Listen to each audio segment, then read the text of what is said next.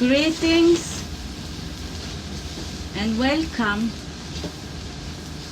to my friends here.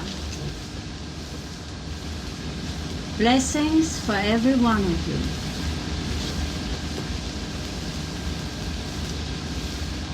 In this lecture, I would like to discuss what this path is and what it is not, especially for the sake of a number of new friends who have found their way here for the first time. But also, this will be helpful for my friends who are already in this work, for it will perhaps shed a new light or a different light from an overall view, which might be a new clue or open up something for you. First of all, I would like to discuss that this path is not anything new. It has existed in many, many forms as long as mankind exists. The form and the ways must change as mankind evolves, but the fundamental path remains the same. Do not be concerned for the moment, my friends, with the phenomenon as such. For if you pay too much attention to this facet, you get lost in confusion, perhaps at the beginning of such a venture. The only thing at the moment that is important for you to understand is that there are levels of reality which you have not yet explored. And if you can let it go at that, it will be very much more helpful than forcing a definitive conclusion. One thing is obvious, that as this voice manifests, it is not the consciousness of the instrument, obviously, through which I manifest.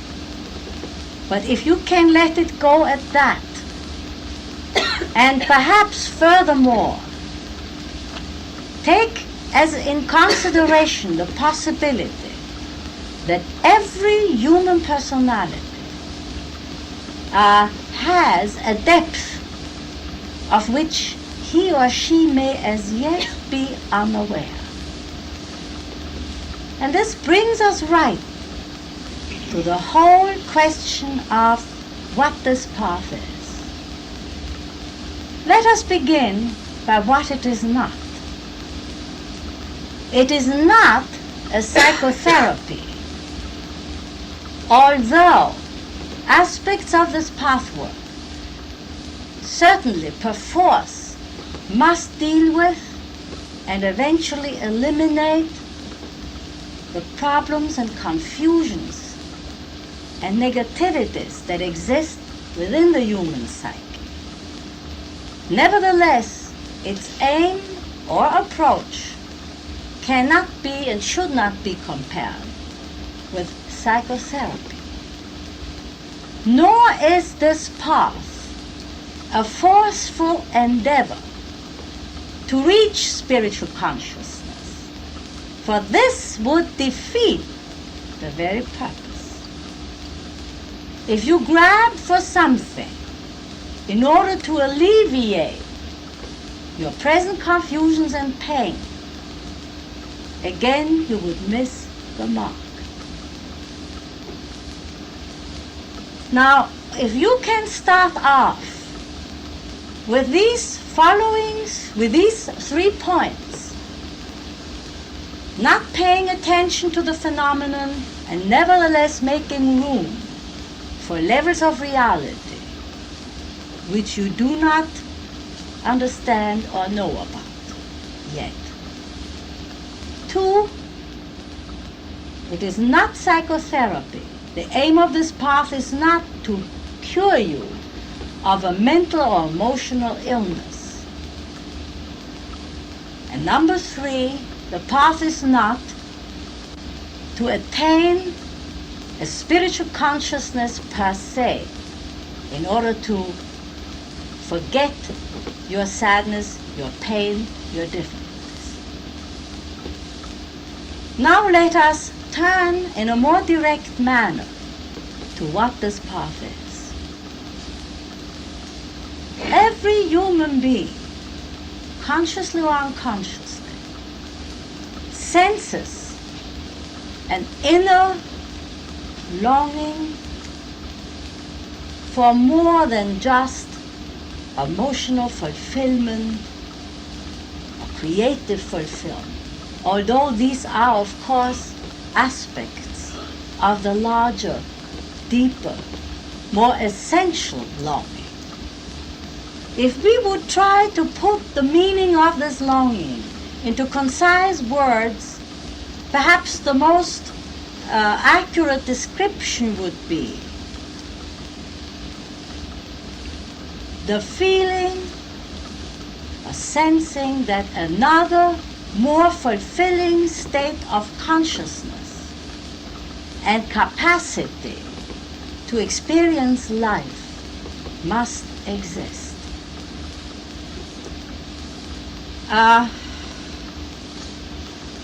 If you can, all of you, translate this longing into conscious terms, and right here and there, you may be bogged down by some apparent or real contradictions. Contradictions that come from a dualistic consciousness, the consciousness of either or, right or wrong, good or bad. This level of consciousness is very limited and is an expression of man's confusion. And the truths are at best only half-truths. Now this particular confusion might then be, am I longing for something unrealistic that does not exist? And would it be perhaps more realistic, more mature to give up the longing, this vague longing, this vague pulling? And the confusion is that both answers could be true. It may be true that you long for something unrealistic, some childish, wishful thinking impossibility, and this indeed must be abandoned.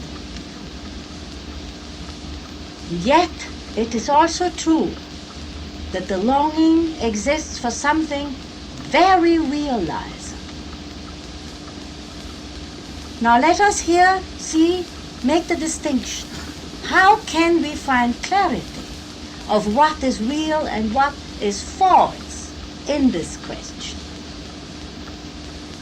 It is false when the human personality wishes perfection and happiness, love and fulfillment, pleasure and creative expansion, without paying the price of strictest self-confrontation and the reality of looking at the reality as it is now within the personality. This is very often, if not always, to begin with, avoided.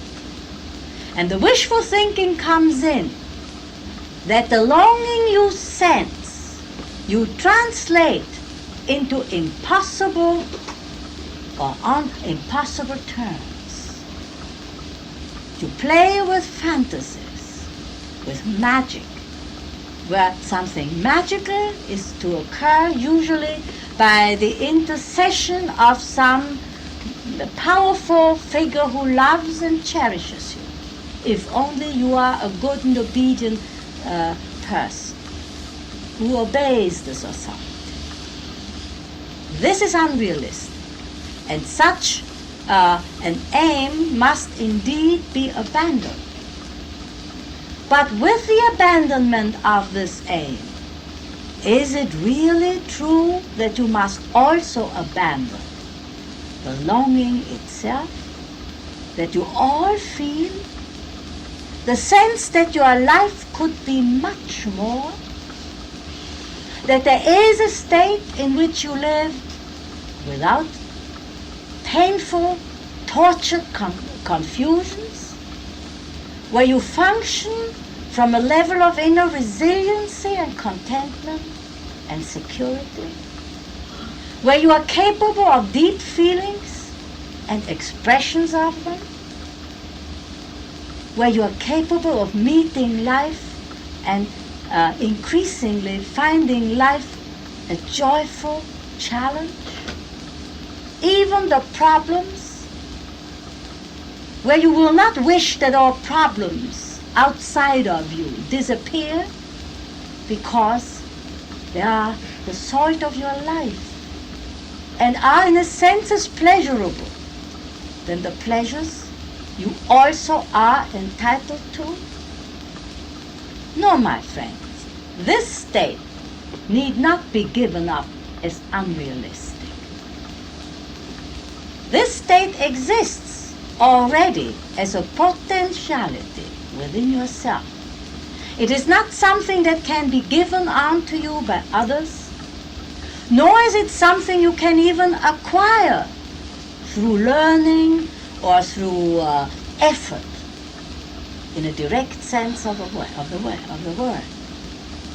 It is something that can unfold under certain circumstances and conditions. And this is what this path is. Now let us make no mistake about the fact that this is not an easy path. As a matter of fact, the path demands that of the individual, which most individuals are least willing to give: truthfulness with yourself. This is a very big order. And yet, contradictory as this may sound, at the same time, it is also the easiest. For what stands primarily in your way is your lack of truthfulness with yourself. And this applies to the most honest individuals, honest on a certain level, truthful on a certain level. But then comes a deeper level, where this may not hold true at all. How can you gauge whether it is true or not? The gauge is, how fulfilled do you feel? How meaningful and rich is your life for you? How free are you from anxiety? How relaxed are you in order to keep yourself anxiety? In other words, that if you need a tense overstrain in order to keep yourself free from anxiety, then you may even deceive yourself that you are free from anxiety. The fact that you do not feel it offhand is by no means a guarantee that you are free from anxiety. Many, many friends begin on the path and are not aware at all of how anxious and tense they are. And only when the original numbness, the defenses against the pain and the anxiety are removed, does this initial aliveness manifest. It does not initially manifest in a pleasurable way.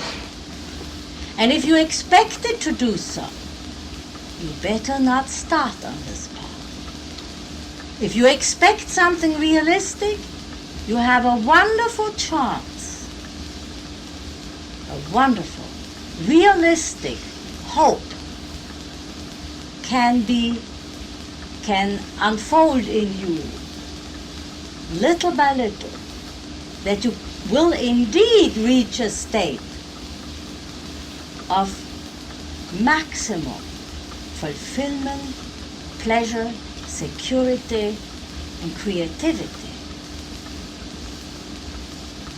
And your own sense of meaning, of the functioning from your innermost center,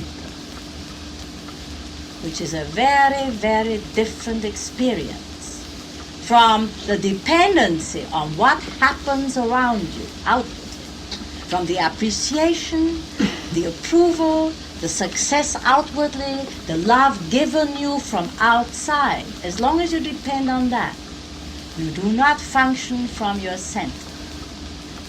Again, a confusion may arise in that you may fear, falsely fear, that if you give up the need and insistence to get all this from outside, the love, the appreciation, the success, that this means you have to do without this. No, it does not mean that at all. For in the healthy life of every human being should be exchange, intimacy, communication, love, warmth, openness, and the fulfillment that exists of such mutuality. Also, every human being, in a healthy way, needs recognition of what he does. But there is an enormous difference between the dependency on it and the inability to do without it at all times, and focusing one's life on those outer, other-directed means which are really crutches, or whether you develop your center within yourself. Now the path is finding this center, finding this deep inner spiritual reality, which is not some mystical, illusory, religious escape. Quite on the contrary. It is immensely pragmatic, for the true spiritual life is never in contradiction to your practical life on earth. There must be a harmony between the two. Now, what are the essential steps necessary on the path, and what are the hindrances? This may, of course, be a little bit repetitious for my friends who have read and heard these lectures many times. I hope you will bear with me. The hindrances are your own distortions in your mind, your own false ideas, some of them quite conscious, some of them not so conscious, some of them not conscious at all. The confusions and distortions and misconceptions create a very limited scope of reactions and of feeling capacity.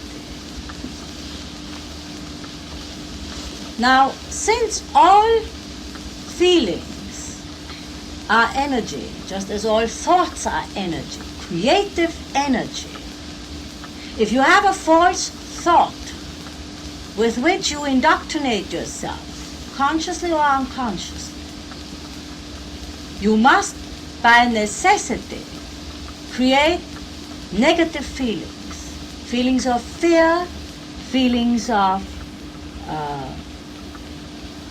hate, feelings of guilt, feelings of hurt and pain. Now, pain, none of these feelings are in themselves bad. Your approach to them, however, is extremely important. For if you cannot feel any feeling, if you are terrified of any feeling, whatever it may be, you cut yourself out of life. And your spiritual center cannot evolve unless you learn to feel all your feelings. You learn to accept every part of your being, no matter how destructive it may be at this time, no matter how negative, how mean, how vain, how egotistical. It is absolutely necessary that every aspect of your being is accepted and dealt with, and not left out of commission, not put away and covered over in the wishful thinking hope it does not matter that way and it will then go away. It does matter, my friends, because there is no thought and no feeling, no matter how bad, how destructive, how selfish, how cruel, that is not intrinsically and basically creative energy that must be reconverted into its essence. Unless you do this, you cannot come into your core, your creative core. Now this is basically the path. And the path is therefore difficult only because man has a false idea of how he should be already now. And he has his vanity of how he would like to be already now. He has his illusions of how he is already now, at least in some areas of the personality. And that is the only difficulty. The illusion of how you should be and the illusion that you could not have certain attitudes. And unless you give up this illusion and take stock of whatever is there, you must remain alienated from your own spiritual essence. That essence that is constantly self-renewing, that is constantly conciliating apparently insoluble conflicts, that essence that furnishes you with all the answers in your life you need.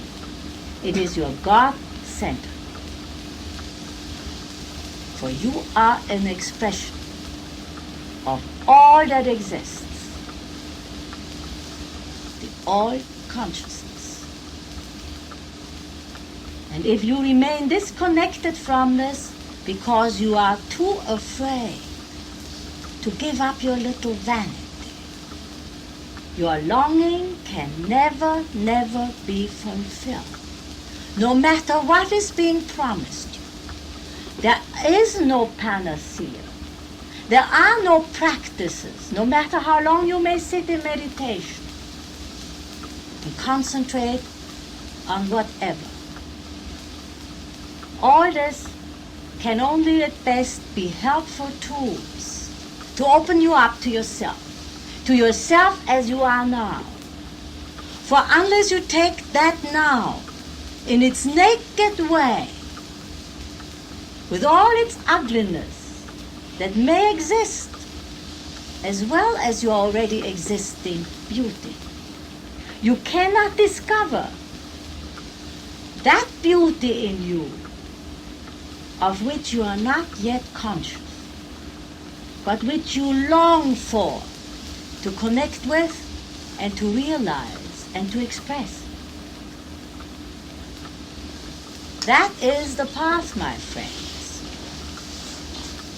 And very, very few people on this earth are willing to undertake this path. For they have too much stake in their illusion, and they are too frightened to give up their illusion. For the misconception exists so frequently. If I am not my illusion, I am hopelessly nothing, and I am hopelessly doomed. This illusion has to be challenged. It has to be questioned. It has to be focused on. For then you will eliminate a very important preliminary hindrance. If you can truly keep that question open at the moment, for you cannot indeed find a definitive answer to it right offhand. Such an answer would only be a theory that you can at best perhaps take into consideration, but you cannot yet experience it. But that is not necessary. All that is necessary is that you make room for the possibility that these are not the only two alternatives. And there are other alternatives. And perhaps you can start off by saying, no, it may be quite true. I may have character attitudes that I do not like at all, that I do not wish to see, and that make me so afraid that I do not want to look at them, see them, deal with them. Now, is this fear justified? Is it possibly worth my while to look at myself, how I really am? Proportionately, not going from some ideal height that you have not really attained to some equally illusory nothingness and badness that is just as much an exaggeration in the other extreme. So this would be a very good initial attitude. Anyone initially entering the path should be prepared for this. You are not as perfect as you want to. No matter how much lip service you may pay to accepting your imperfection, you have a great stake in seeing yourself in a certain way. This stake has to be loosened up. And the second question is your fear of experiencing certain of your feelings and denying the experience of these feelings. And again, it is your perhaps implicit or tacit belief, without putting it in so many words, that certain feelings cannot be experienced. You cannot experience rage lest you are exposed as a horrible, hopelessly bad person. You cannot experience venom and spite. You cannot experience terror without feeling absolutely diminished and annihilated. You cannot experience pain unless you annihilate it. All these ideas existing. These ideas must be challenged. And if you are willing and prepared to discover yourself, you are indeed embarking on a road of immense beauty. Not beauty in the sense that it is all easy. You will feel pain. But the pain you will feel will be a much more beautiful pain and a temporary pain than the pain you inflict upon yourself by denying yourself the clean, direct experience of pain, or the clean, direct experience of your rage, or anger, or fear, or terror, or whatever it may be. You want to be in a constant state of fearlessness and painlessness, and that is an unrealistic demand you make of life. But if you accept it, you will feel much less and in a different way. And you will suffer. You will not suffer, but you will know what pain feels cleanly. And thereby you will transcend those feelings eventually. The path is glorious when you have overcome these initial states in which you battle with your own false ideas. And when it opens up from within you and you begin to experience, maybe for the first time in your life, your own potentials of being, your own divinity, your own potential of pleasure and security, your own awareness of yourself, of others, and therefore your infinitely greater power to relate to comprehend, to be with them, not to exclude them from. The initial decision on such a path must be made realistically if it is to work. Are you willing to give up your illusions about yourself and about your expectations of life? Are you willing to shed your false fears about what you should and shouldn't or could or couldn't experience and feeling? If you make your commitment to yourself in that way, of fully accepting whatever you are and proceeding to get to know yourself where you do not yet know yourself, you will find it is an exciting journey into your own depth. With all the help, and all the help is given that you need, for no one can undertake such a journey by themselves. Now, are there any questions, my friends?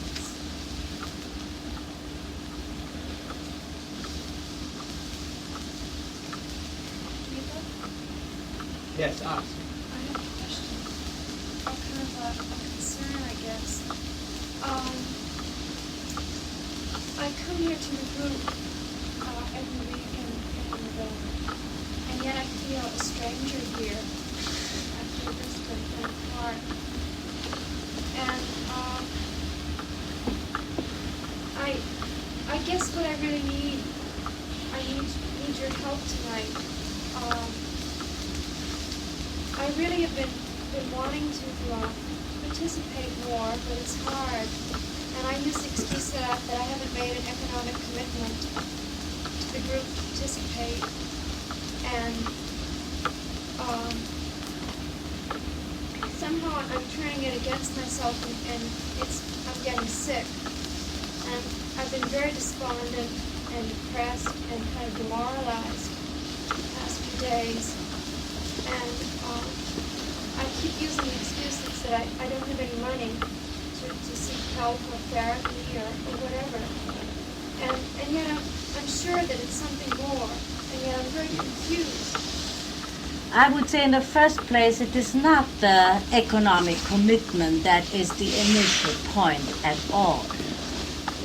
That economic difficulty is indeed in itself one of the manifestations of your inner self-denial.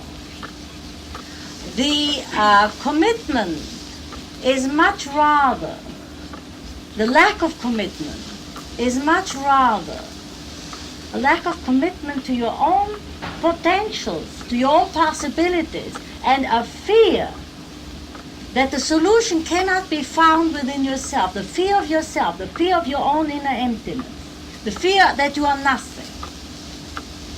And this is your despondency. This is what makes you waver in a decision and commitment to enter the work in a more or in a real way. In a real way.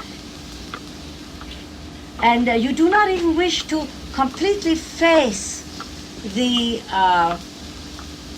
fear you have of not finding anything within you.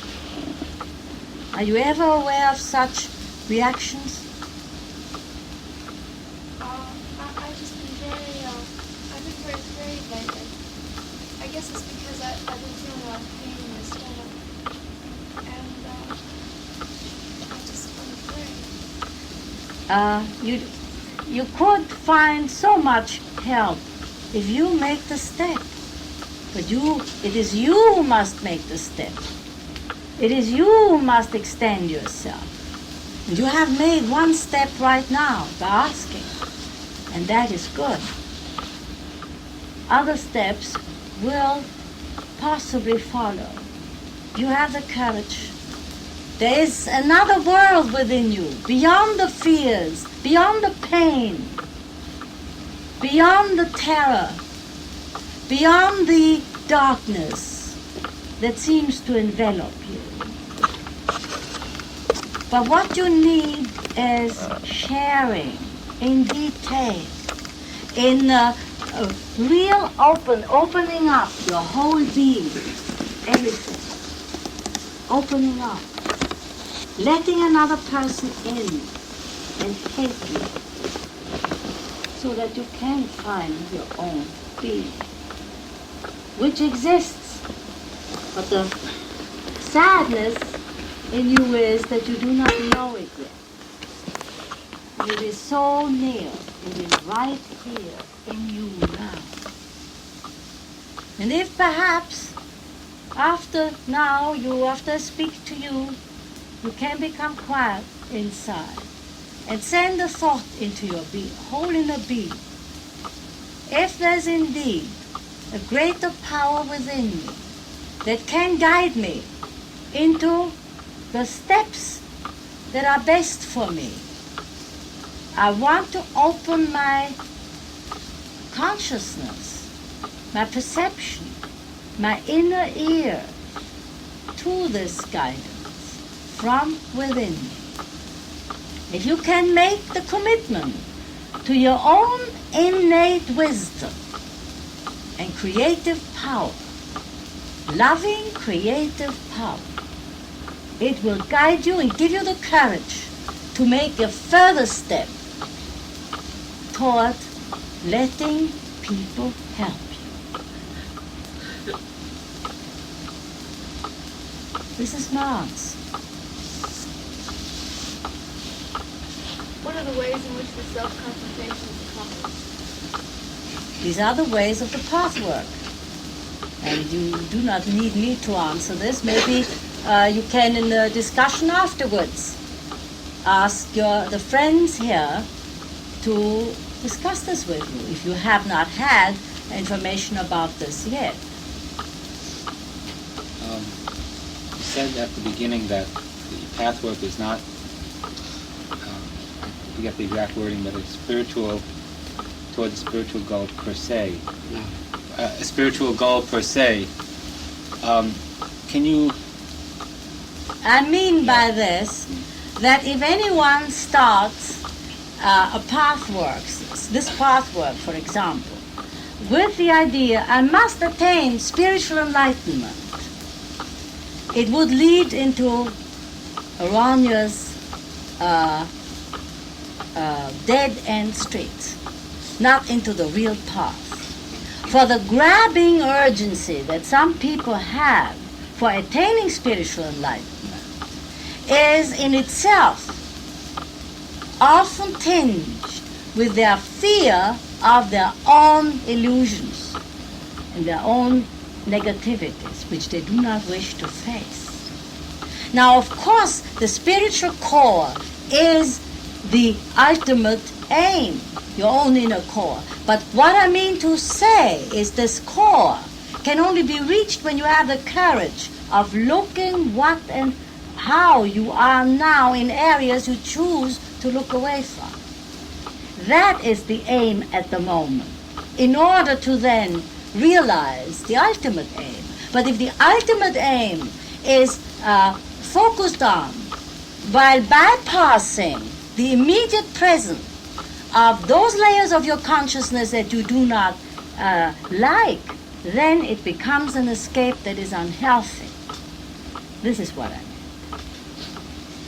Yes, I feel I understand that. Yes. But what is the well, I don't mean this to be that academic, but in terms of the pathwork, what are the spiritual, when one does go through the personal Yes. things on that level,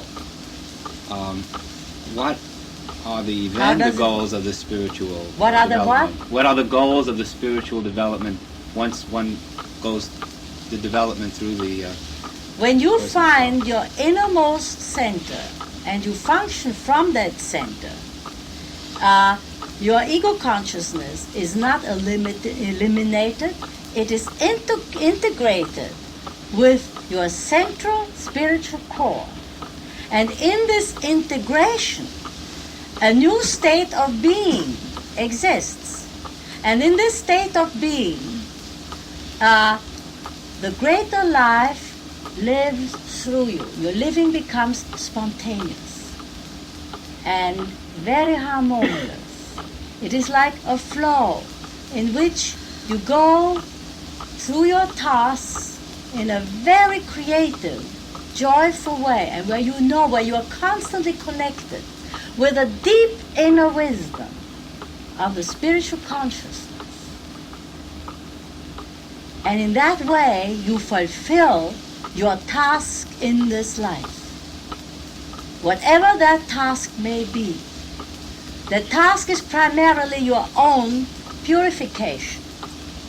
And again, I do not mean a rigid perfection, for there is no definitive aim in that way. It is a constant growth and expansion in which you become more and more your own, your inner being, and in which you shed the errors, the confusions, the misconceptions, the negative intentionality embedded in your psyche, the spitefulness that makes you stubbornly hold on to something destructive.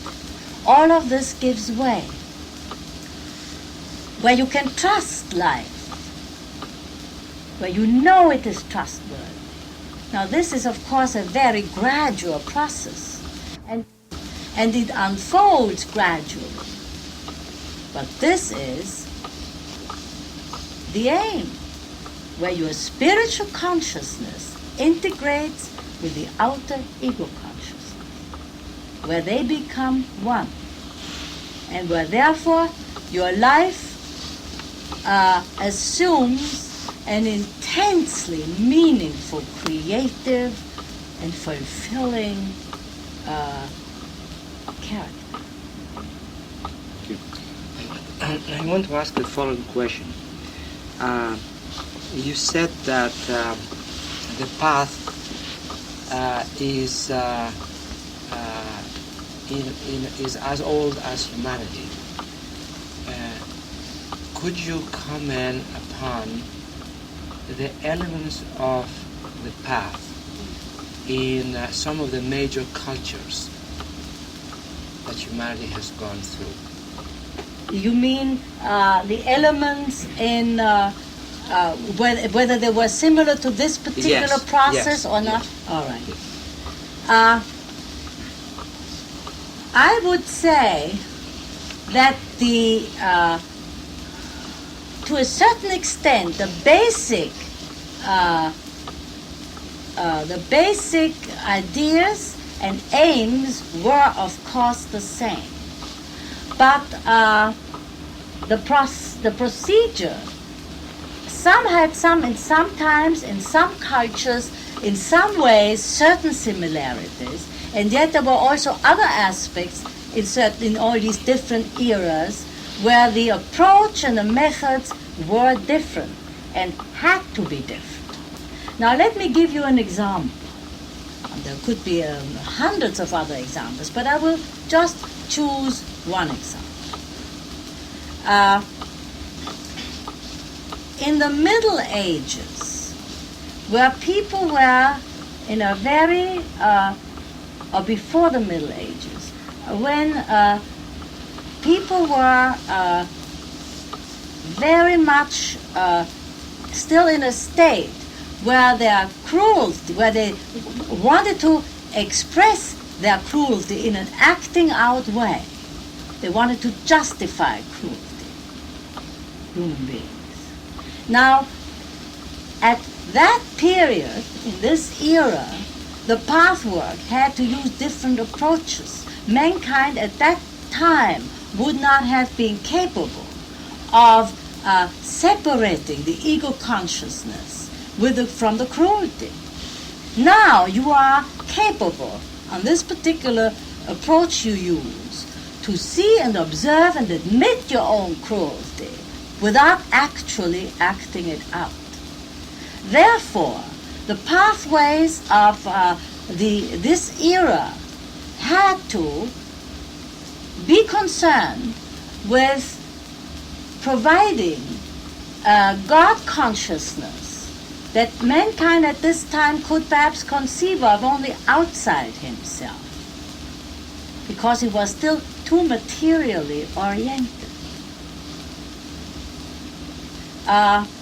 This was very necessary in order to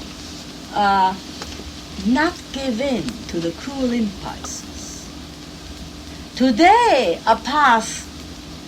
any path that really deals with the essence must expose the cruelty, because nowadays a human being is capable of separating himself, as it were, from the cruelty, and yet owning up to it.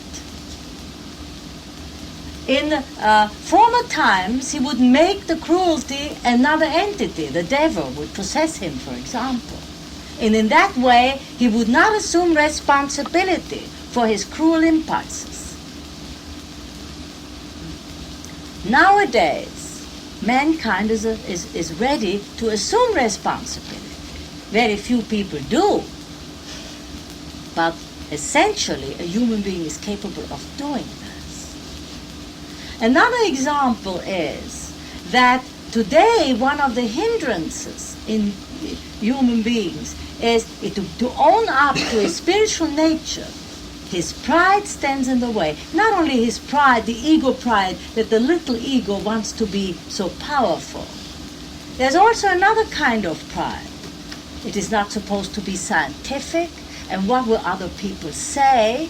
And therefore, a lot of negation of man's spiritual nature exists. And a path must therefore deal with giving up this pride and being true to the spiritual self and having the courage to be your spiritual self, even if you fear that others ridicule you. This is a very important testing point that let us say, in the Middle Ages did not exist, because everyone was supposed to be religious, and at that time the differentiation between religiosity and spirituality only existed with a few very, very highly developed people.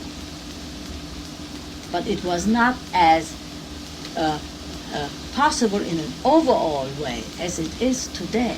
So there are many such areas in which the approaches of the path had to change, because mankind as a whole is evolving and is in a very different state of consciousness today than it was hundreds of years ago.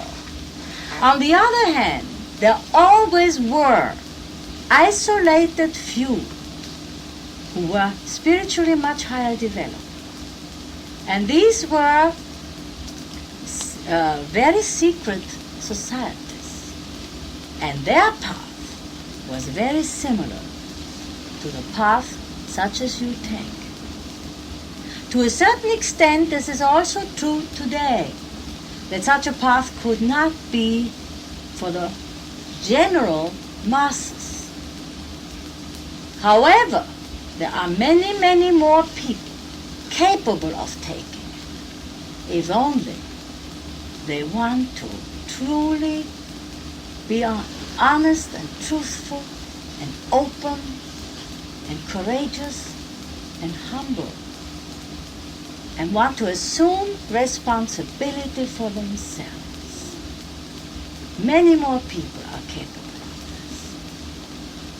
But for the few, the spiritual leaders that existed at all times, which were the light centers of every culture, light centers that were not known, mostly not known, the path was very, very simple.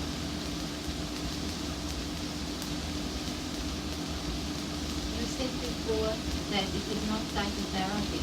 Does it conflict with psychotherapy? No, it does not. They can run side by side. They could. But it's They not could. therapy. If Because the goal of therapy is identical the same. To get to know yourself, face Yes. yourself, and yes, listen to yourself. I would say that the goal is not essentially the same in the sense that psychotherapy does not necessarily aim at finding your spiritual center. Psychotherapy aims at eliminating certain problems.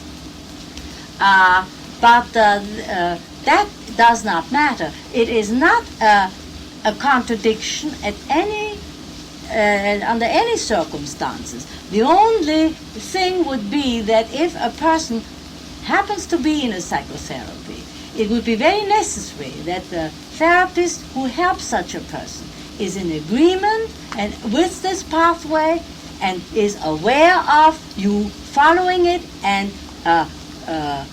encourages it. Otherwise, it would lead to conflicts that would not be good. Are there any other questions?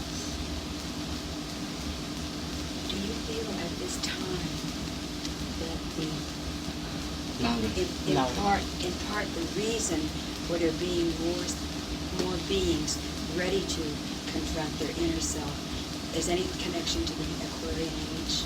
Yes, the Aquarian age is, of course, a new spiritual era that mankind goes toward. And there is, of course, a connection. Yes. Is there any other question? Is there other path than this one? Of course. It would be very foolish to claim that this is the only path on this earth.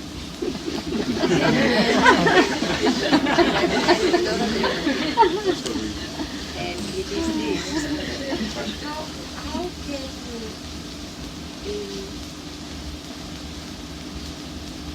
How can you then choose? I feel in a certain way that this is a very honest path related to people and we are here. Like I feel in a certain way I, shall we say, direct myself to Indian culture only. I'm escaping out of my culture. Yes. And I feel very moved by you, but you don't have the softness and the wholeness of the Indian guru. But I felt soft by you. Can you understand me? Yes. That I felt that you were my culture and that you were saying things with your soul. I felt it. But when a guru sings a raga with all the glory of himself, I feel that in the border, I would like to escape to India and work on the Escape, that is right. The softness is a beautiful thing if it is attained through going through the hardness. Yes. But if you wish to avoid the hardness, you will want the softness for wrong reasons. When I say this, it's a raga singer who sings everything, but it comes naturally from himself. So what is your question? It means that should the person go to where his passion is, or accept that here this is his path, this is his culture, and this is his... I would say neither is the right way. The right way would be to make a decision that you truly open yourself up and have no preconceived ideas. Ask the divinity within you, whose expression you are, and whom you can hear or feel or follow if you wish. What is right for me? And in order to hear this voice, you must make yourself completely neutral. You must make yourself completely free from your own, what would be perhaps most desirable, or what would seem perhaps most reasonable. I mean, when you are torn between these issues you just discussed, that in itself is which you like better. Is it your culture you like better? That is not, it is neither the culture that is necessarily the element, nor is it what is soft and feels good that is necessarily the element by which to make the decision. The decision is which helps you most in your own development to overcome the dark spots within yourself.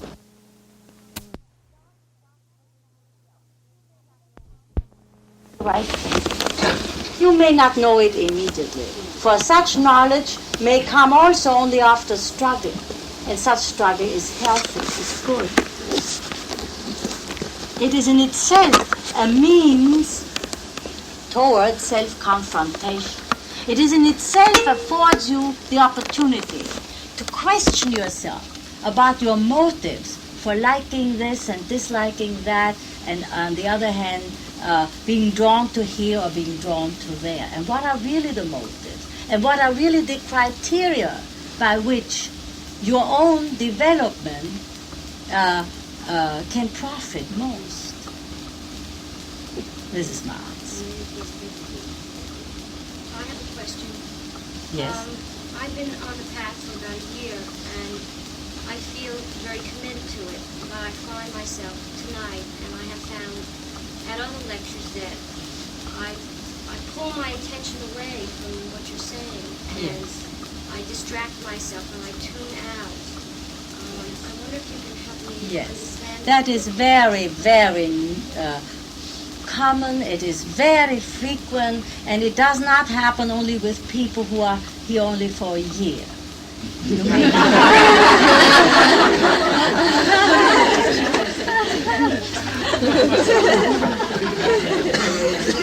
can happen much later. And I would say, if in the first place, that you should not hate yourself for it. That is very important. That you do not feel, oh, how terrible of me. Then you will only have more tension about it, and you will try forcefully to pay attention, and that will be even more difficult and only make you more tired. I would say the best way for you to understand is everyone is tempted to get away from it, because you may hear certain things that may touch off a chord that is wrong. And unconsciously you ward it off. Unconsciously you ward off hearing certain things. Unconsciously you ward off feeling certain things. Unconsciously you may not be willing to really open yourself up all the way to the truth of your innermost being. And until a person can reach this state, his attention always wavers, because the ability to concentrate is directly related to a person's commitment to his whole inner truth.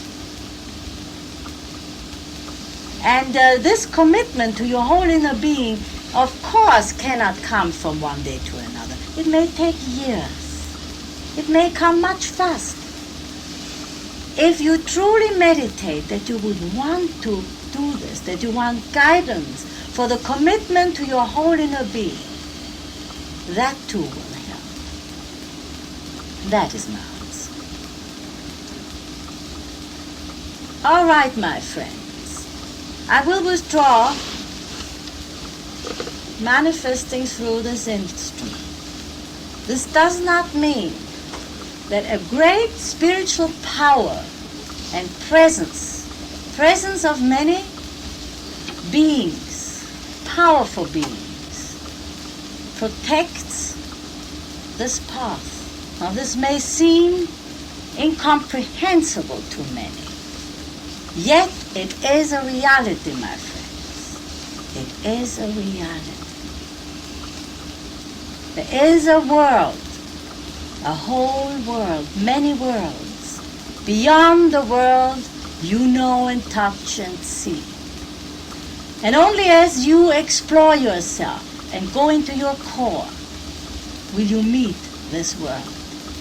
And will you be inspired by this world that exists within and around you. Be blessed, everyone. Those of you who wish to make the commitment to your inner being and avail yourself of the help of this particular path are blessed, and also those who may not wish to take this step yet at this time, or who are drawn elsewhere. They too are being blessed. Be in peace.